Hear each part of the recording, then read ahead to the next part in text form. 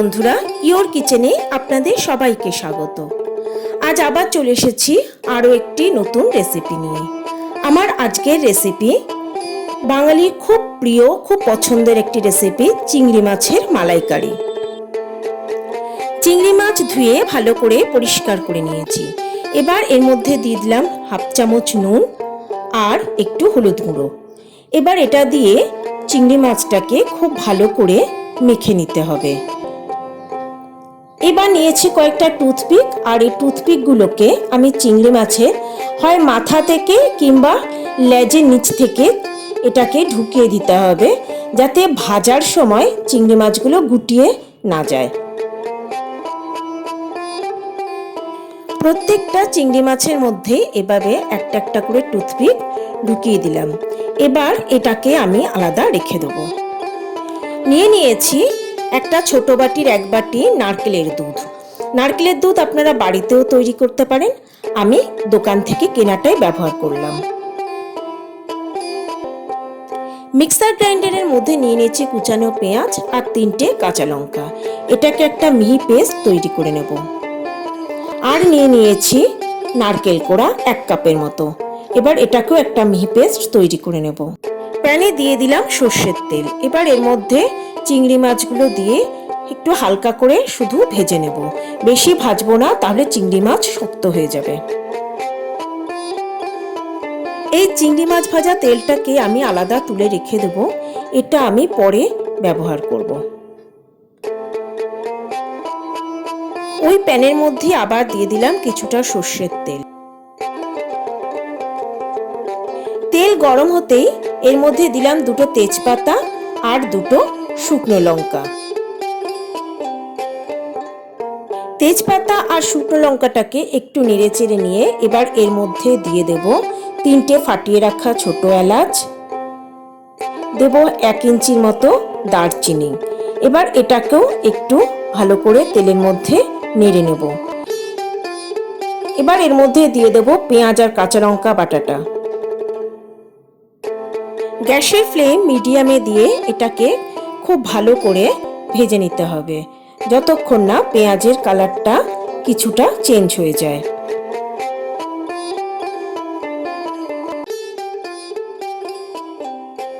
পেঁয়াজটাকে মাঝে মাঝে একটু নেড়ে দিতে হবে।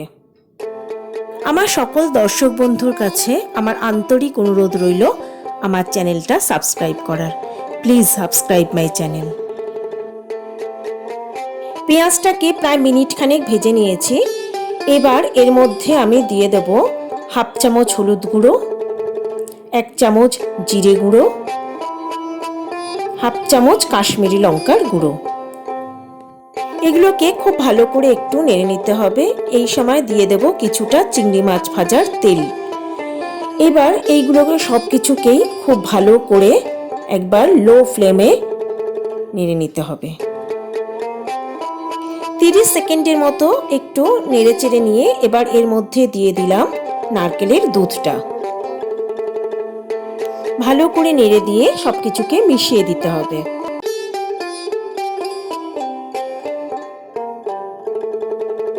এবার এর মধ্যে দিয়ে দেব হাফ চামচ নুন আর দেব কয়েকটা গোটা কাঁচা লঙ্কা। আপনারা কাঁচা লঙ্কা চিড়েও দিতে পারেন। আর দিয়ে দিলাম 1 চামচ চিনি।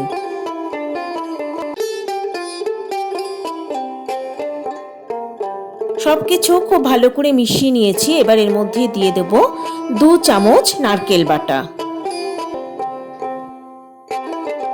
সবকিছুকে খুব ভালো করে মিশিয়ে দিতে হবে।